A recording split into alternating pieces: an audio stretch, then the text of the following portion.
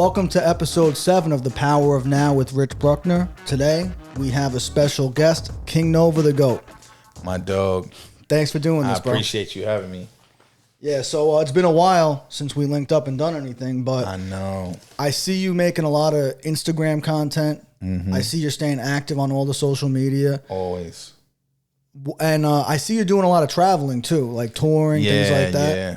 So why don't you tell everybody a little bit about what you've been up to as far as the music, the touring, and the social media? Oh, man. So music-wise, right now, it's crazy where I'm at right now because there's so much, like, jumbled in this next quarter, you know? Right. So in this next quarter, actually just on the 27th, what's today? Yeah, so on the 27th, Nick Moody released the Cypher tape. Okay. Which he had 50 artists and 14 producers on, which was just crazy. I think the tape is like an hour and like 17 minutes or something like that. And I got 2 features on there. And there's an artist from Brooklyn named Frandy. He just released album in August. And I have a feature on there. And next month, most likely, I have a collaborative project with an artist from Brooklyn who goes by Money Reeks. Okay. So, and he's out in Arizona right now, but we have a project we're finishing up, and that project is crazy. So we have that collaborative project, and I'm working on some records with my brother right now, and working on this next. You know what? I can't full out give the next concept behind these next 2 projects that I'm working on right now. Mm-hmm. But one of them, like, we'll talk about it off camera, but the way it's being created is just, it's crazy, bro. Like, I wish I could just say it all right now. Like, yo, man, I can't. You know, it's like one of those things where you don't want to let the lady out of the cake too early. Yeah, you don't want to say it all too early, but I'm working on that, and then just a smash of singles I have right now in the bag. Yeah, and the thing about you never stopped. Like, you know, and just for the people that don't know, when did you first start recording music? Oh, I want to say when I first started recording music was maybe, I may have been 14, so I was at 13. I was probably about 14. So I started writing music at 12, so that was 20 years ago. Yeah. So 18 years ago, I started recording music. I was recording on Audacity, the program called Audacity. The free one. I had the same shit. And let me tell you how crazy it was, right? We didn't even know about tracks. Like, you know, like one track on to the next track. So what we used to do is, my homie Knowledge, we would be at his house, we'd be on his laptop, and we would be playing the music from the speaker. Oh my God. Right? Yeah. So we were playing the music from the speaker, and we'd be running around the room with the mic like, yo, it's your turn. Like, it's your turn. Hurry up. So if anybody fucked up, you would start the whole song over again. Wow. Man. We were dumb as shit. Yeah. But we had so much fun though. Right. It was a fun time creating then. It's so much different for kids in 2023 because when I was in like 5th grade, me and my friends, so that was in 2001. My friends and I, like, we heard Outkast, like Sorry Miss Jackson come out, and like classic. We would all rap in the back of the bus and everything, and then we decided we were going to record something. But same thing, like you said, we didn't have the technology to have different tracks, so we had to just try to get the instrumental and make the level sound right, and then. And it never sounded good, but we thought it was good and we were having fun. Oh, you were happy with it, bro. Yeah. Like, forget it. Like, nobody couldn't have told you. I used to be showing like records off, and I'm like, yo, bro, I showed somebody this shit. Like, now you think about that stuff, like, wow, I showed somebody this. This was garbage. This was horrible. And it's crazy. And then even when things got better, and then we started learning about like phantom power and like different mics and we kept on improving and improving. Yeah, you just keep going. You just keep getting better. The technology got better and we were learning more, but it's still like, if I grew up today with just what's available and for the price it's available, I mean, I already would have had a head start. It was like, and it was like expensive too. Yeah, everything cost. We had to pool our money together to get shit that barely worked. You know? Yeah, like forget it, like the bare minimum shit. Yeah, and now kids like really, you know, can like save up their lunch money. I used to save up my lunch money to get high, but kids could like save up their lunch money long enough, and they could like build a professional recording studio in their house. 100%. Put it on what's that thing called that everybody shares? SoundCloud. Yeah, because I go on SoundClick. Like somebody asked me the other day, like, "Where do you get your beats at?" I'm like, SoundClick. They're like, "What? Yeah. You still use that?" I'm like, "We all use bro. That. Like that's my shit. That's my shit. I ain't never stopped using it." Yeah. So like that's where it all began. And what was would you say the first record you heard where you're like, I want to do that? Oh man, it's so funny because when you think about the Locks, right? Everybody talks about who? Jadakiss. That's the first person they talk about. Yeah. And it was Sheek Luch's album that got me like that. Really? Yeah, he had this album Walk With Me, and he did this record called How I Love You. And he's talking about like hip hop, right? And basically like how everybody's having a turn and he wants his turn, and that was it. I heard that record and I'm like, yo, I want to be just like this dude, man. Like, I want to be just like Sheek Luch. And from there, every song I had, I was killing everybody. That was it. I murdered the whole damn community because I was pretending to be Sheek Luch. That's how I wrote all my songs. Like I would like pick a beat and I'd be like, what would Sheek say to this beat? Like, I think about how different my songs have developed now. It's way like you would never think like that was my influence. It's just so drastic. It's like off to a different chart. But I actually just had this conversation recently with a good friend of mine, and we were discussing. He's like, "I'm going through your discography. Which one of these people are you?" Right? And I was like, "I'm all of them." Yeah. And I was like, "It may seem crazy, but I've moved around so much that it gives you all of these different outlooks on life and all these different feels to add to your music.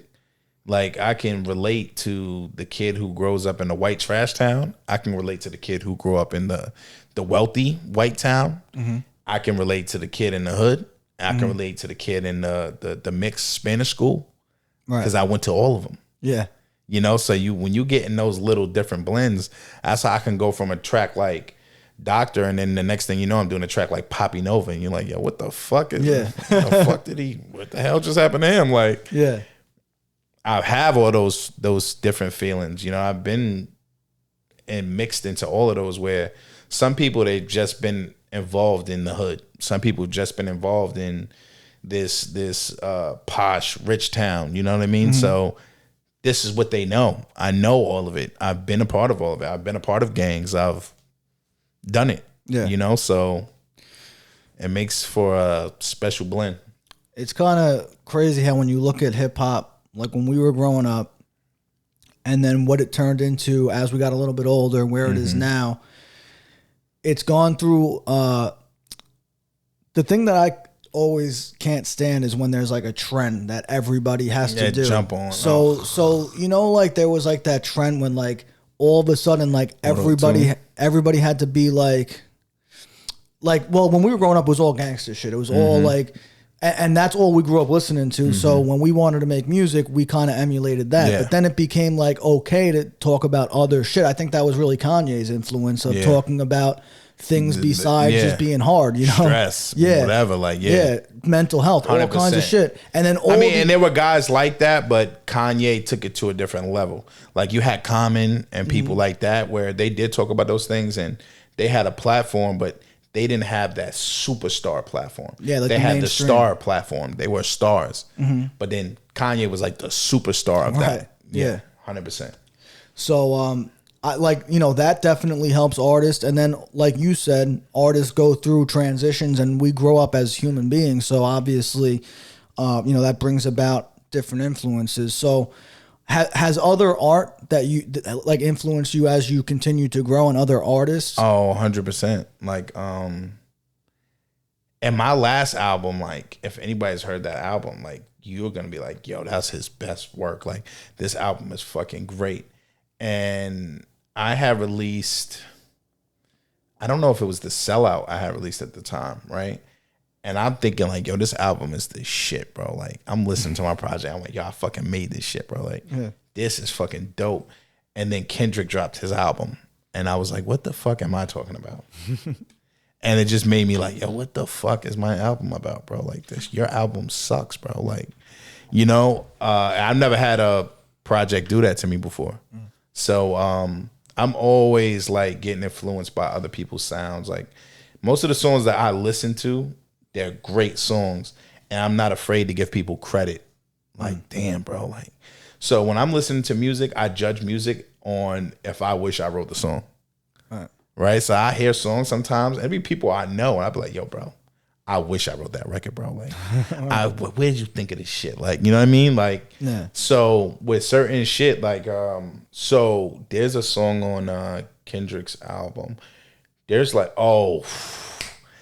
it go, I hope I'm not too late to set my demons straight. I said, why the fuck I didn't write this song? Like, you know, so I'm always influenced by other people's stuff. Nick Moody has this song.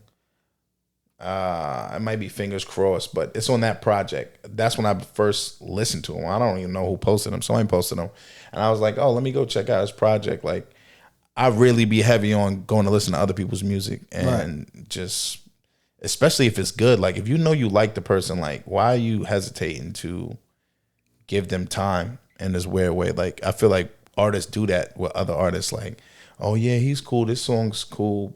And they kind of like, it's all right, bro. Like, go listen to the person's music. Like, it's not going to kill you. It's not going to be that ego shit is just so big in America, bro. It's horrible. Like, when I was in the UK and I was fucking out there doing music, it was like, bro, it's like night and day. It made me hate America, bro. It made me hate New York. It made me hate this place. Like, when I first came back, I was so angry. I'm like, yo, fuck these people, bro. Because over there, I'm going to show you how much respect and love they have for me outside the country.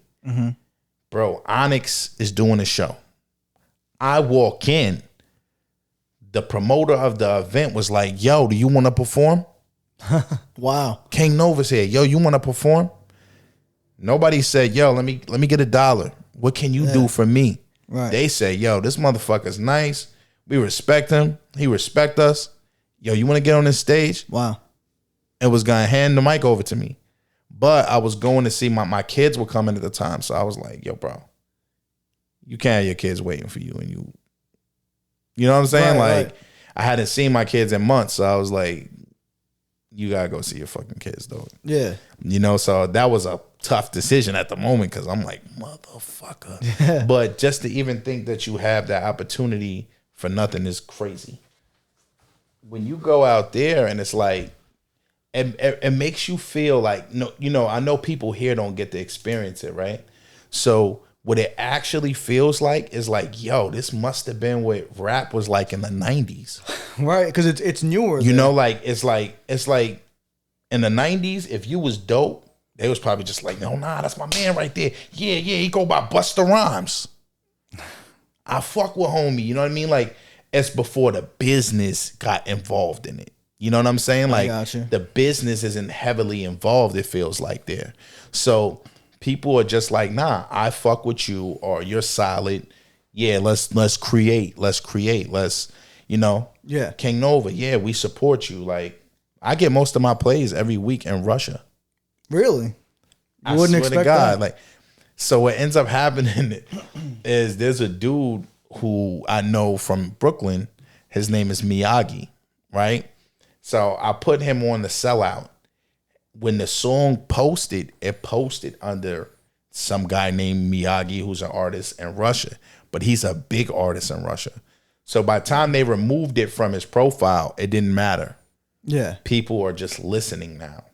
And you can see like the Shazams every week and shit. And I'm like, yo, bro. So now that it's just going on its own now.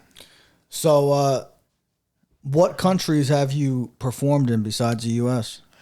I performed in the UK, which was crazy. So I performed in Scotland, and I'm going to perform in Japan, most likely. in December. Wow. Yo, that's gonna be crazy, bro. That you know, it's interesting just the culture of like seeing people from other countries, and especially when English is not the primary language. Yeah, it's not the primary language. So to go into a room where they know your lyrics, and I'm about to be out there shook. You heard in Japan. Let me stop. I don't even know what it's gonna be like. Like, you know, like in your head, just having the experience from Scotland, just it fucked my head up. I was gonna ask you too, because you talked about just the love that you got in the UK and the differences between being in New York. So for people that are like just starting to rap and they want to do collaborations, like how do you go about collaborating with people if it's not somebody that you already know and have a relationship with? If it's somebody who you want to work with, if it's somebody that I want to work with, I'll see if they either want to swap tracks. You know what I mean? Mm-hmm. Or I pay them. But even down to the small people, I pay them. Mm-hmm. I pay everybody. Like, I don't have one of my friends. He's like, yo, you my homie. Like, nah, I don't want no money from you. I'm like, yo, like, I just give you $100, bro. Like, I'll give you something, like, because it feels good that somebody wants to pay you for that. Yeah. Like, my boy Mem, let me tell you. So one day, like, I'm like complaining to Mem, and he's just like, yo, man, you just gotta do this shit because you love it, bro. And recently I was doing an event and I'm talking to this guy and he goes, yo, remember when you just did it because you just loved it, right? And he was like, that time is the best time. You're just creating that of fun, right? And he was like, and then you invest your money into it and it that stops, right? Yeah. And at the time I'm explaining that to him and I'm like, you don't understand yet. Like, your time's gonna come when you get there and you start investing this money because you actually want to make a career out of it now. And when you start doing that shit, it changes it. You start looking for the return, especially if you're doing it properly. Yeah. When you're doing it properly, like when you're a kid and you're just snatching beats off YouTube, you don't give a fuck. It ain't cost you nothing. Like, only thing that cost us was this little setup and we good. You know what I mean? But now when you're purchasing beats and you're doing, publishing and you're trying to do all that stuff, and bro, this shit costs money. Like, right. Everything costs money.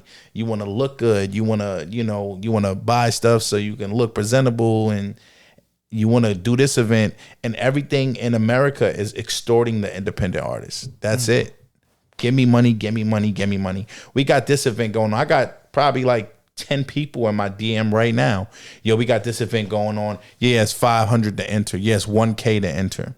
Just for you to scam me anyway, because you already have the plan on who's going to win, most likely in 90% of those cases. Right. You have very rare cases where showcases or anything are actually built around. I had one showcase. I won the showcase.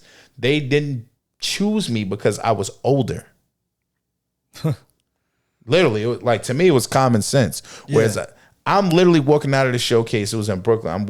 I was actually in Manhattan. I'm walking out of the showcase, and this guy's like, yo, big man, I don't know you, bro, but they robbed you, bro. I'm like, nah, it's cool.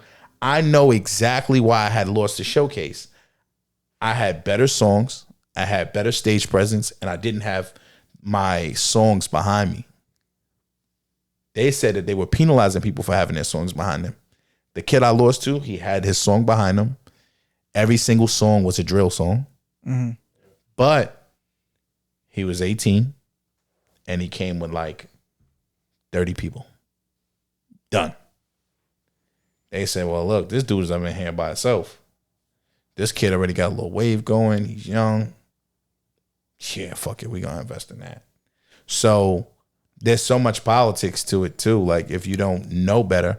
So that's why I wasn't even like, oh shit, man, like, fuck this. I was more like, all right, man, I came here, I did what I needed to do. Like, people saw me. You start getting that way because you start understanding like the politics of everything. Like, there's so much politics behind it. Everything costs money. Right. Like I tell people, I'm not one of those people who, I'm not sitting here playing the game for you.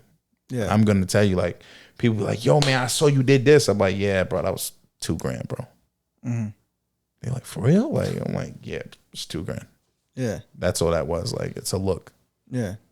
But, when you start investing in yourself, It's a That's what it is. It's a double-edged sword because some people will say that when you invest in yourself, you'll appreciate it more. You'll work harder towards it because you have a vested interest in it working out. And the other thing I was going to touch on too is that, you know, when we were growing up, a lot of people were making music, and probably 90% by the time they hit a certain age, they stop. There's the people that stick with it, and that's part of why I chose guests that I picked. Not just music, but like people that are still doing anything that they were passionate about when we were young, and they kept that passion with them as they continue to grow older into adults. Because it's easy to do that shit when you don't have to pay your fucking bills. Yeah, when you ain't got to pay no bills. When you live in your parents' house and you just got to go to school. You could do anything. You Superman. Yeah, you could do whatever the fuck you want. But people that are still pursuing a dream and doing something they're passionate about, like those are the people that I want to have on this. So was it like a level of confidence that helped you keep that drive, or was it just because you loved it that much? So... And I went to La Russell's concert recently. I performed outside of it, and I went in, and I was trying to tell him like when I became a fan of him, but I couldn't remember what this specific wording was. And then I remembered after they got me off the camera, and I was like, motherfucker, I hate that. Like now I remember. And it was like, how did you get so disciplined, right? And he's like, and I literally, when the person asked him the question, I said, this is not discipline. This is a deep desire. And he goes, you know, yeah, they got it messed up because it's not discipline. And then he said, it's a deep desire. And I said, follow. At that moment, I followed, and I just started going through all his music because I'm like, yo, that's what it is for me. It's a deep desire. Like, I'm a person, like, as a man, like, I have an issue crying. I don't cry. Like, I just suck it up. Whatever's happening, yeah, yo, pause. Nah, I've been fucking listening to that Cameron shit. Is what it is. That was a pause moment. Pause. You know, I just eat my feelings. So, you know, and a lot of men do that. You know what I mean? Right? Yeah. It's just a thing. It's like, well, I ain't got time to say and cry. I got to just keep it chucking. I've never had, like, I watch movies and shit could be sad and I can get that bull, like, you know, that bull, like that pain. But I still not gonna cry. Like when I had my kids, they was like, people were like, yo man, you gonna cry when you have kids? And I'm like, bro, I collected a lot of money on those bets. Give it up, bro. I don't cry. I watched Naruto. I probably cried like 5 times watching Naruto. I always say Naruto. People were like, yeah, it's not Naruto. I'm from New York, Naruto. We gotta roll that up like that. So I've probably cried 5 times at least watching Naruto, right? And the thing about Naruto is it's this deep desire he has. So I like directly relate to him. He talks about like how everybody looked at him and they feel like he's less than and things like that. And this is Naruto right here. That's what this is. And I got the Naruto shirt on under this shit. Don't fucking play with me. Rasengan, y'all bitch ass motherfuckers. He may not know what I'm talking about, but you know what I'm talking about. I have no idea what you're talking about. But you know, it's basically equivalent to fucking Havada Kedavra. Okay. Smoke your fucking ass. He knows. See, we're talking Harry Potter terms. We'll get into that after. Yeah. So, that deep desire is just what keeps me driven. Like, I've had times, bro, where like my older brother does music, and it's something that's embedded in my mind, and I would never forget it. I remember my brother was outside. He was rapping. Like my whole family's around. With like it might be like 16 people, bro. Like everybody's listening to him. We all in tune, and after he does his last song, I'm like, all right, I'm about to go. And as I start rapping, everybody just slowly walks away. Right? Damn. So when that kind of thing happens to you, it's like... How old were you when this happened? I was like probably 24. Okay. 24, 25 or something. So I was old enough. Yeah. You know what I mean? So it wasn't like when you're like 16 or something. Yeah. Because when I think back to that part, I was like, man, my music really wasn't... But this was like on the cusp of my music really, you know? But it was just, even if you didn't think the music was good, it's like, damn, you didn't even have enough love and respect to even sit here through a song or something. So to watch people peel off like that, it's like the thing where Drake says in one of his songs, my boy loves Drake. Yeah, so Drake says in his song, you know it's real when you are who you think you are. And to me, that's one of the coldest lines I ever heard, because in your head, you view yourself in a certain manner, right? Mm-hmm.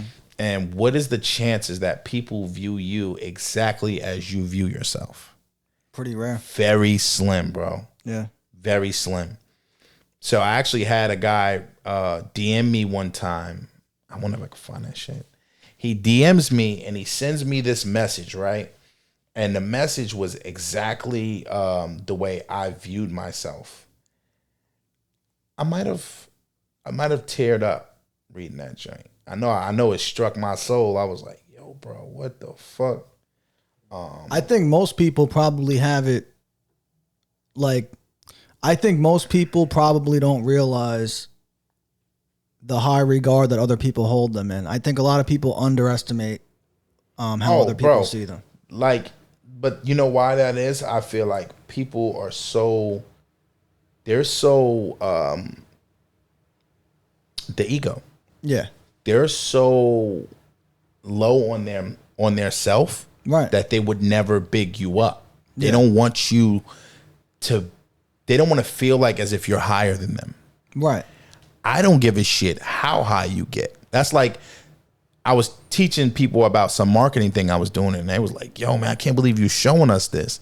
And I'm like, who am I to gatekeep this from you? Yeah. If you do what I do and you do it bigger, that's what's up, bro. Right. Hopefully you reach back and teach me something or take me to another level. Yeah. But you don't have to, but it would be great. But just to, I don't want to be that guy. You know what I mean? Like, I don't feel like less than because you did something. And now, knowing how hard I work, there's somebody like the day my song's going to be constantly on the radio, is going to be like, this fucking guy, I'm sick of this guy. Like, why the fuck does he deserve anything? And it's like, bro, you don't know me. You don't know shit. You don't know what I've been through. And it's the same for anybody who gets through. Right. The baby had to wear a fucking diaper. That's how he went viral. Yeah. It wasn't like, oh, his music is so great. Like, you had to do some straight, no disrespect to him, but you had to do some straight clown shit. Like, like this generation, like, you got to do wild clown shit, crazy shit. You know what I mean? Like, to have a chance. Like, why should he had to do that? You know what it is? You never know what's gonna make you blow up either. Like people can make music for 20 years and then they have the one track that goes viral, and it could be on something like, these days it could just be a thing that goes viral on TikTok as like a sound that people are all using, and then next thing you know, that's why a lot of singles that are from a few years back are starting to chart again, because people are using the sounds on TikTok and they're becoming popular all over again. I know, and it's crazy because some songs are like, they were way gone, and now somebody found the sound, used it, and it's just fucking right back. I found the DM the guy sent me, right? So this was somebody I worked with at Pathmark. First of all, y'all know Pathmark ain't even around no more, right? So I'm working at Pathmark, and he's telling me about the project. He just got done listening to the album I had released, Beauty of a Nightmare. So he said, Broken Mirrors and Open the Door are two I'm really fucking with right now. I want to give it a real full listen. Just got a lot going on, but I'll get back to you with some real feedback. But so far, I can say you never cease to amaze me, bro. I don't think you have a ceiling. You literally grow with every record. It's amazing to witness. Keep pushing, my bro. Ain't no reason not to. Always love, my brother. And when I think about that, right, I view myself as having no ceiling. So time and time again, as like I said, I was having a conversation with my friend who was like, well, which one of these people are you, right? And I'm like, no, I'm all of this. You know, I don't have a box to get put in. And he saw me as that. You know, he saw me as like, no, you don't have no box to get put in, bro. Like, all your records are good. They're just different records. You know what I mean? Whereas some people go, no, you got to stick with this. It's like, some people can do it all. Like, I see Drake, Ye, Jay-Z. That's it. As people who do it all. right? I guess you could put Eminem in there too, because Eminem does do it all, right? So those are the only 4. That's it. And me. That's it. There's your top 5. That's 5. That's your top 5. But if you really do listen, bro, all those people can go into anything they want to. Yeah. They can make themselves fit anywhere. Other people like Wale. Like I like Wale personally, right? But when he goes to like street music, I'd be like, bro, I'm gonna cut this song off. What the fuck is you doing, bro? You know, and that's not speaking to who he is as a person.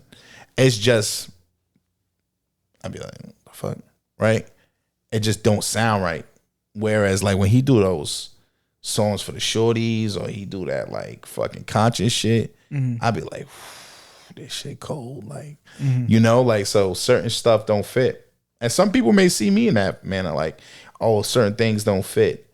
But I don't feel like there's any kind of song that I make that sounds out of pocket where you're like, bro, this shit sounds mad forced right now. Yeah, I don't think so. Yeah, no, because these are all different experiences. It's just, I don't think about, I want to do a song where I fucking do a drop by. Like, I don't ever think like that. Yeah. I just put the beat on and then the beat tells me what I'm rapping about. Gotcha. That's it. I was going to ask you too, because I noticed on your social media lately, you've been very active on like reels on Instagram, stuff like that. What possessed you to start, putting more of your efforts towards social media? Just like, mem is always marketing, bro, marketing, right? So I just want to try different things. So I'm like, you know what?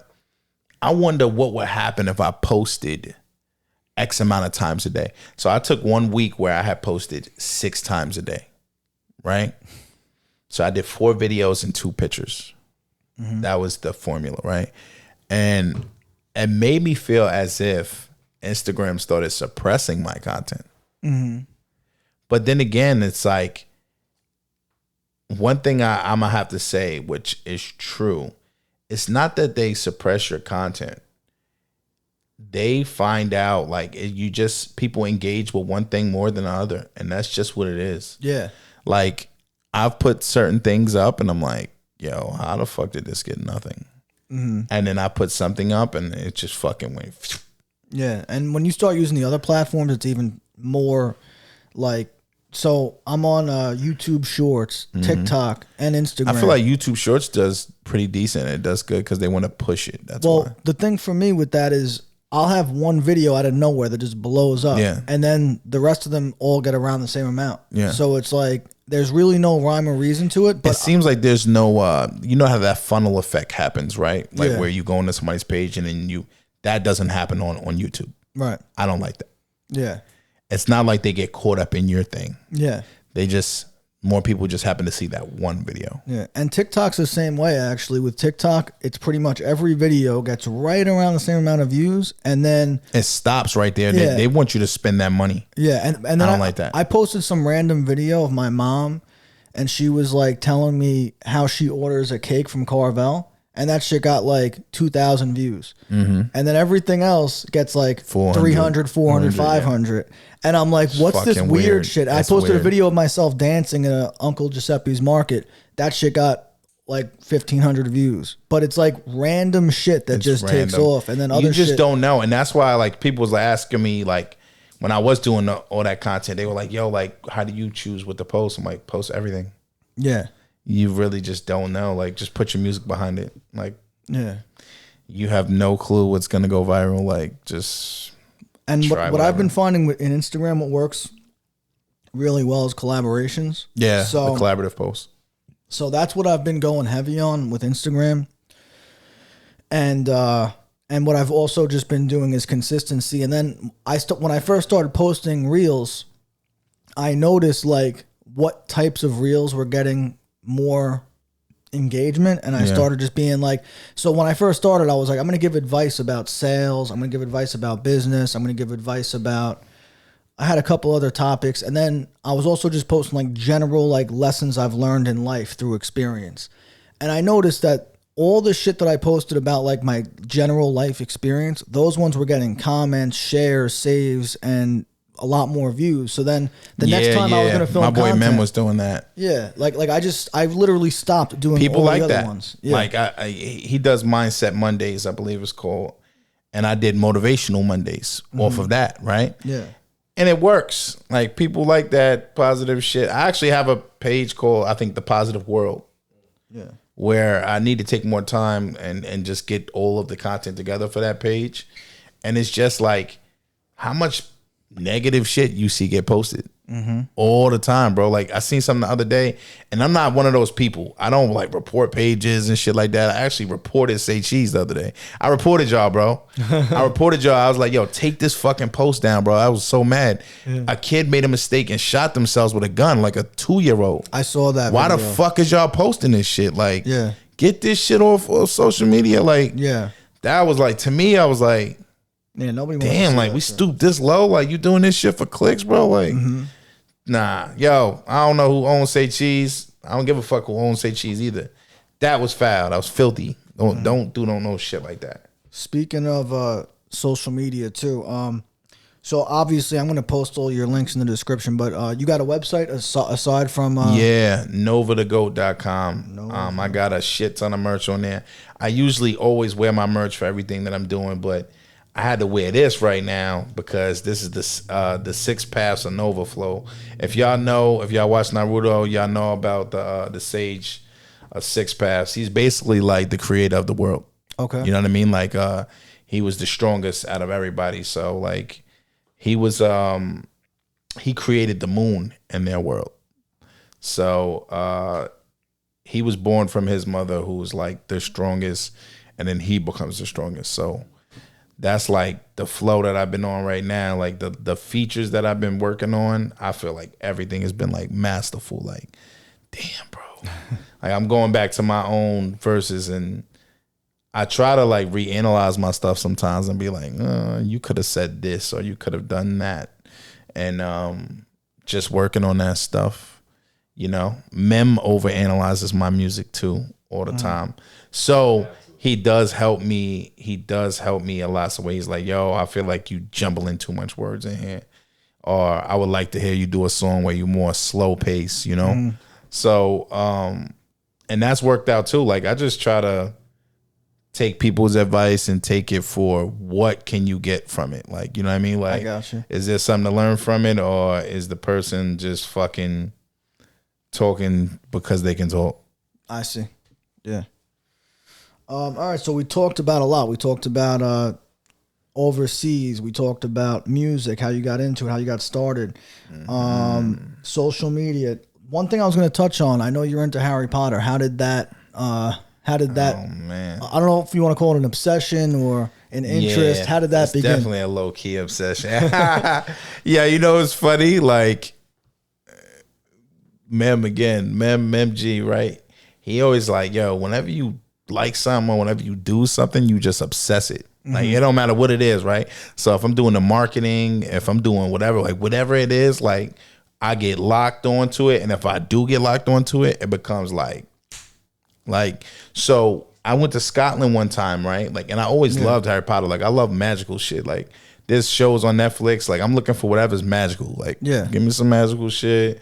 Give me some shit where it's like, you know, what's that damn show with the Game of Thrones? Like, I need shit like that. If it ain't no shit like that, I probably don't want to watch it, right? So I go to Scotland and I'm in the store and they have the Marauders map, right? With the wands and shit on it. And it was in the stand, it was 30% off. I was like, word? I'm like, damn, I might buy that shit. Like, this shit's dope. And there was a bunch of shit in there. Like they had like different pieces from the Noble collection. And I asked the woman, I said, oh, is this 30% off? I said, if I get this one too, will you give me 30% off on both of them? And she was like, yeah. And I was like, what about that one? She was like, would you really buy them all? I'm like, if you're going to keep giving me like 35, 40% off, hell yeah. So I ended up buying all of them. Right. right? So I ended up spending like at least like a band or 1,500 or some shit like that. Right. But I was like, in New York, they don't give a fuck how low this shit, like how long this shit sitting in the store. Mm-hmm. They're not giving you 30% off of that shit. Hell no. Somebody's gonna come in and buy it. Yeah. So that's when I started getting my collection, and then I was just like, how many wands are there? Like, all right, I bought like 2 wands just now. How many wands? All right, it's like 55 wands. Like, I'm getting all these shits. Like, you know, like, but with my collection, I feel like you see how Pokemon just has this value still now, right? Like when that value boosts up later, my kids are gonna be filthy off my collection. Yeah. So I obsessed it for that purpose of having everything. Like there's certain things you only get in Orlando. There's certain things you only get in New York. There's certain things you only get in Scotland. I have all the UK shit you can't get. Wow. I live in New York. I have the New York exclusive shit. You know, I have shit that, you know, you got to go to Orlando or Universal for. So yeah, that's where my collection started, when I was in Orlando. And I kind of forgot I was obsessed with Harry Potter when I was a kid, when I read the books. Yeah, and you kind of like, yeah, exactly. It kind of took you back on track. Yeah, so I went to Orlando. I saw the Harry Potter shit for the first time. I was like, this is fucking sick. Crazy. And I just bought a couple of things, and I was like, yeah, I'm going to start collecting this shit now. Yeah. So I go online when I get home, and I'm like, let me order this and this and this. And I'm like, holy shit, they have so much shit that I want. There's so much shit. So I built like a whole, on Amazon, I was just like, I put everything on like a wish list. And like every week, I would like get home from work and I order like 1 or 2 things. Yo, that was me for a minute on the Noble Collection. Yo, you know what I got too? You know when they have the Tri-Wizard tournament? Yeah. I have one of the jerseys. Oh, shit, customized with my name on it. That's fucking sick. You get it in the New York store. You can get it. When I went to I haven't been to the New York store. Oh, shit. You ain't been there yet? No, I've only been to the experience that they have. Yeah. And they have like a mini store there. Nah, bro. Yeah. It's different. I got to go to that. I walked in that bitch. I'm like, I was having a bad day one day and I just decided, yo, I'm going to the fucking, and that was it. Like, hold on, I'll fix this shit. I was having a bad day one day and I was just like, yo, I think I want to go to the fucking Harry Potter store. And I just went in that bitch and yo, they got this joint where like you're on a broom and you're going through the school. Really? Like virtual it's a ride? reality, yeah. Oh shit. And the shit is crazy. Yeah, I did that shit. It was awesome. I thought the rides at Universal were fucking awesome, bro. I've never got to do that yet. Oh, really? But people know I love it so much that other people have been at Universal and they're like, yo, this wand, do you have this? No. Get that. You know, like my boy was in France and he got me the wand that's a Bluetooth remote. Oh, really? I never opened it. Oh, shit. I won't open it. I saw one that you can get online that it shoots fire out of it. Yeah, I seen that one too. I didn't even buy that. That you put it in, yeah. But yeah. I feel like I'm gonna get that shit eventually. Yeah. What's this shit? Rowena Ravenclaw's diadem. Yep. I have that shit. I got that shit. The remote is right under that. Man, that shit is fucking dope. Man. That's sick. You collect anything else, or is it mostly just Harry Potter? Nah, it's definitely just Harry Potter shit. I don't collect nothing else in this planet. Gotcha. But Harry Potter shit. Yeah, I get obsessed with shit too. That's why I asked. Like, and it was the same type of thing. I got one thing, and now I'm like, I gotta now get you just get everything. Part. Yeah. So once I'm done with everything on that, who the fuck knows what I'll probably be collecting after that? But it's nice to have that thing though. Right. That little thing. It's just your thing. Yeah, it's just something that you do. I'm also working on, because we might not even get there, but I'm going to tell you. I'm also working on an app right now too. Okay. That is for schools. So after it's done being patented, then I'll elaborate more on that. But yeah, I'm telling you something. It's over. It's over. If I don't get out of here from this music, I'm getting out of here from this app. You're gonna be in Silicon Valley. This app is gonna be crazy, bro. I think when everything's over for me, I'm definitely gonna live in Rhode Island or Scotland. Rhode Island? Yeah, I was out there working on Good Burger 2, and I loved it. That was it. What was it like working on Good Burger 2? Yo, let me tell you, Keenan is like the most dope celebrity I've ever met. What's going on? What's this cat's name? Steve. Steve, are you kidding me? My boy's name is Steve. I've never heard of a cat named Steve. Yo, Steve, my dog. different. My boy Steve is different. Like, yeah, walking through the hood. You feel me? You feel me? Yeah. So, with Good Burger 2, I'm a Teamster. So I drive the trucks for the film industry. So So I got promoted to DOT. So I'm like the person who drug tests you and all that good jazz. I see. I do all the drug testing. I don't actually drug test them. I send you for a drug test. Okay. And just making sure your license is clear to be driving and keeping up with the driver logs and stuff like that. So I end up getting requested. By the DOT admin from Viacom. Okay. Have requested me to work over there, and it just ended up working out, I got you. So I get requested. It ends up okay. I see you. Come on up. All right. So I get requested. It ends up working out. I end up getting the job. I go to Rhode Island. Okay, Steve, do you? Steve said I want some of this Starbucks. Hold on a second. All right, so yeah, we're working on Good Burger 2, and Keenan is just like, bro, like you meet a lot of celebrities between Keenan and Snoop Dogg. Okay. They is both like they were the top two. Top two for sure. Cause Snoop just treats you like we started talking and it was just like it didn't feel like with some people you feel like you don't really know them that well or you're not that comfortable. Like with Snoop, I saw Snoop walking down the hallway and I was like, damn, how can I talk to Snoop? You know what I mean? And I'm really good at Madden. So Snoop comes walking down the hallway. I say, yo, Snoop, I'll fucking bust your ass in Madden. You be acting like you ill like that. He was like, yo, what? Yo, get his gamer tag, cuz I'm gonna bust his fucking ass. So he started going crazy, and then that was it. Like now we seen each other, you know what I mean? Yeah. And with Keenan treats everybody like just so normal. And I know that sounds crazy because you're like, yeah, well, duh. No, not duh. Yeah. Because there's a lot of celebrities you're gonna meet who act real stush and weird. Yeah. So Keenan, like, I remember he pulled up like one day in his Lamborghini and I was like, yo, it's a nice car, bro. And he was like, you want to drive? And I was like, no. Appreciate it though. But he was dead ass serious. Like he was gonna let me drive.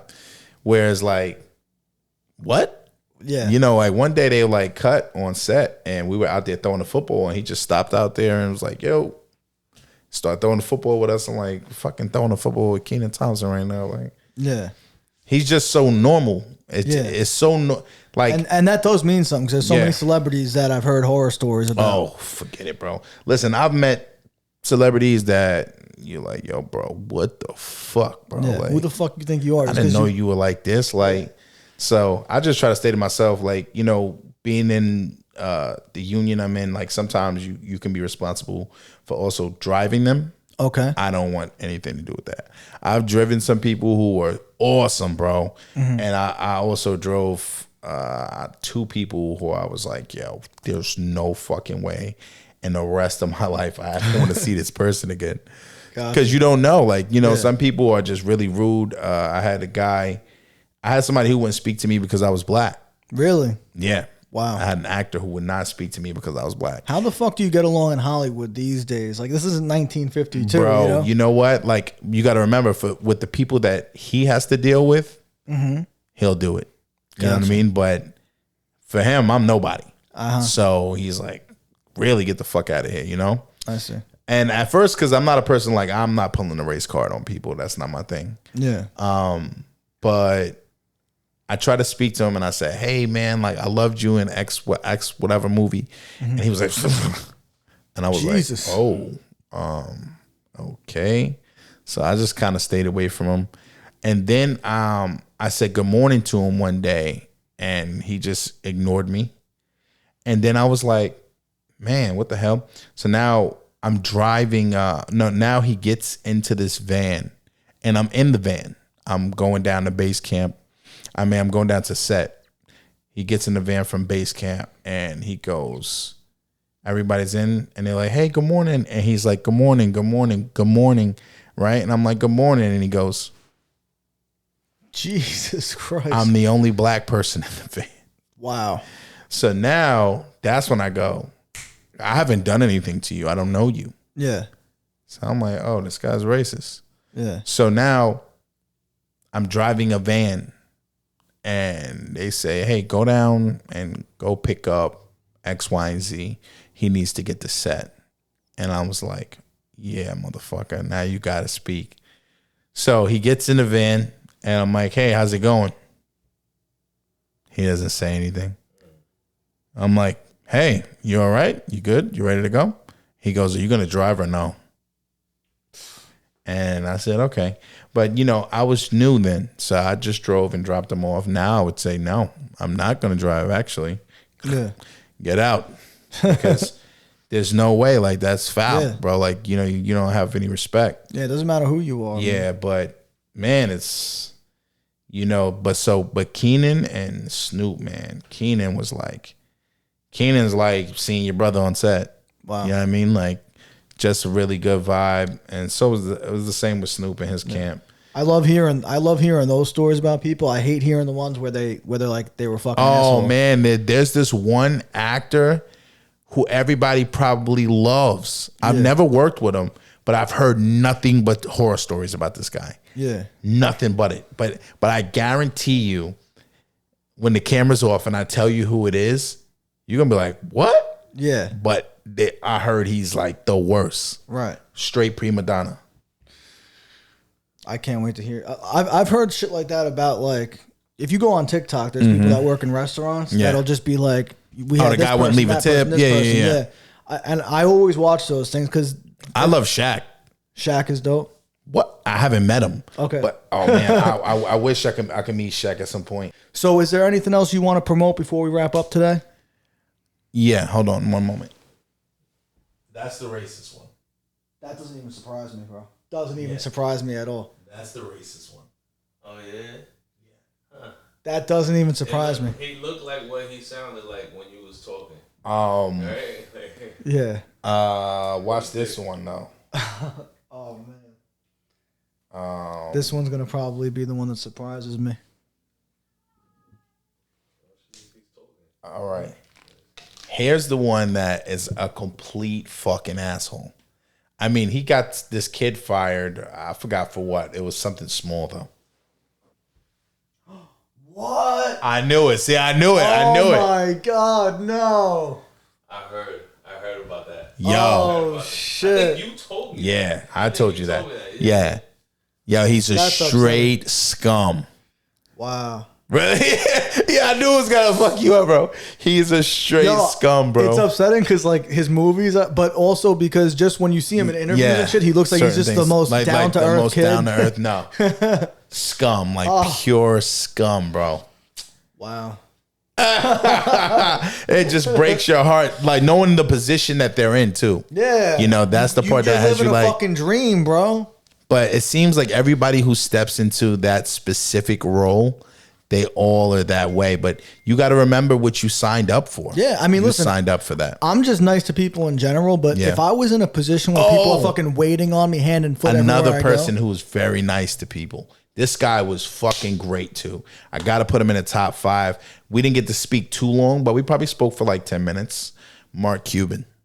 I could totally see that. He's official? Official. Yeah. Official. Really nice. Really great guy. Like, it just genuine. Nothing felt forced. He just seemed really. He just seemed like a regular dude. Yeah, he was like, you know how easy it is to be nice to people? It's easy. But he's like, but people don't want to do it. Like, whatever.